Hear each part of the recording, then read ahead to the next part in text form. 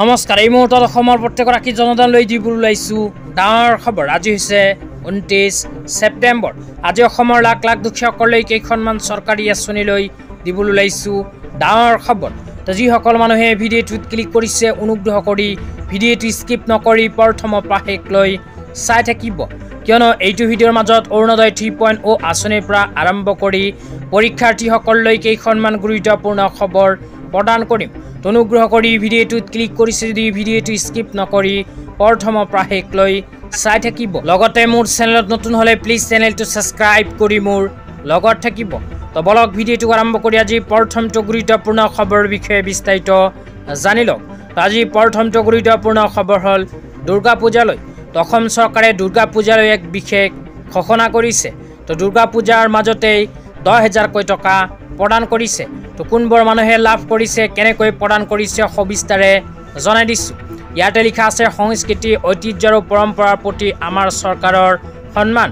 7,870খন দুৰ্গা পূজা সমিতিলৈ 10,000 টকাকৈ আৰ্থিক অনুদান।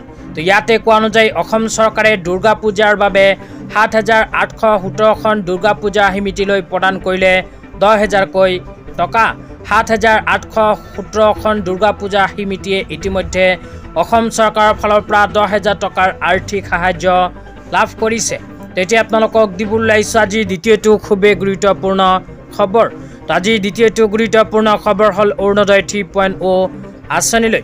তো যিসকল মানুহে অৰুণোদয় 3.0 আঁচনিত আবেদন কৰিছিল সেইসকল মানুহৰ বাবে অসমৰ মাননীয় মুখ্যমন্ত্ৰী ডাঙৰীয়াই নতুনকৈ প্ৰদান কৰিছে এখন বিশেষ আপডেট।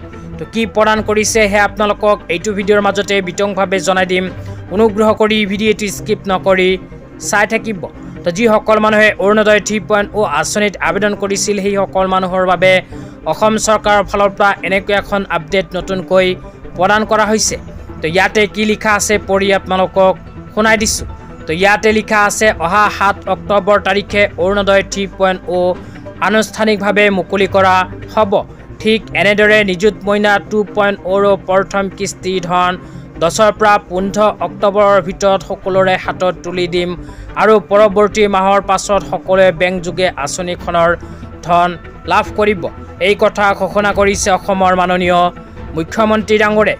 অসমৰ মাননীয় মুখ্যমন্ত্ৰী ডাঙৰীয়াই ঘোষণা কৰা অনুযায়ী যিসকল মানুহে অৰুণোদয় 3.0 আঁচনিত আবেদন কৰিছে সেইসকল মানুহৰ বেংক একাউণ্টত অহা 7 অক্টোবৰ তাৰিখে প্ৰদান কৰিব অৰুণোদয় 3.0 আঁচনিৰ প্ৰথম কিস্তিৰ 1,250কৈ টকা।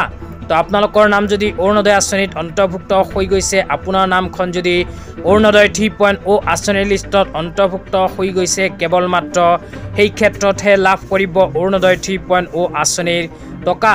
তো যিসকল মানুহৰ নাম অৰুণোদয় 3.0 আঁচনিৰ লিষ্টত অন্তৰ্ভুক্ত হৈ গৈছে সেইসকল মানুহক অসম চৰকাৰে ইতিমধ্যে প্ৰদান কৰিছে অৰুণোদয় 3.0 আঁচনিৰ চিঠি। কিন্তু যিসকল মানুহে অৰুণোদয় 3.0 আঁচনিৰ চিঠি লাভ কৰা নাই সেইসকল মানুহৰ নাম অৰুণোদয় 3.0 আঁচনিৰ লিষ্টত অন্তৰ্ভুক্ত হোৱা নাই, সেইসকল মানুহে অহা 7 অক্টোবৰত নাপাব পাৰে অৰুণোদয় 3.0 আঁচনিৰ টকা।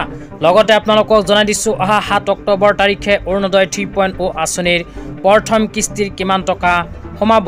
এই বিষয়ে চৰকাৰে আপডেট দিয়া অনুযায়ী 1,250কৈ টকা সোমাব। অৰুণোদয় 3.0 আঁচনিৰ প্ৰথম কিস্তিৰ প্ৰদানৰ সময়ত কিন্তু আপোনালোকে 2,000 বা 3,000 টকা লাভ নকৰে। তেতিয়া আপোনালোকক দিবলৈ ওলাইছোঁ আজি তৃতীয়টো খুবেই গুৰুত্বপূৰ্ণ খবৰ। অনুগ্ৰহ কৰি ভিডিঅ'টো স্কিপ নকৰি প্ৰথমৰ পৰা শেষলৈ চাই থাকিব। আজি তৃতীয়টো গুৰুত্বপূৰ্ণ খবৰ হ'ল আছাম ডাইৰেক্ট ৰিক্ৰুইটমেণ্টৰ পৰীক্ষালৈ।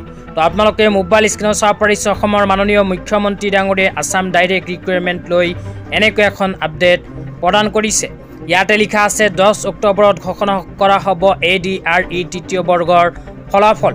লগতে আৰু কোৱা হৈছে 15 অক্টোবৰত ADRE চতুৰ্থ বৰ্গৰ ফলাফল ঘোষণা কৰা হ'ব।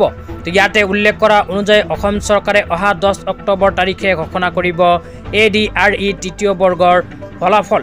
লগতে 15 অক্টোবৰ তাৰিখে ঘোষণা কৰিব ADRE চতুৰ্থ বৰ্গৰ ফলাফল।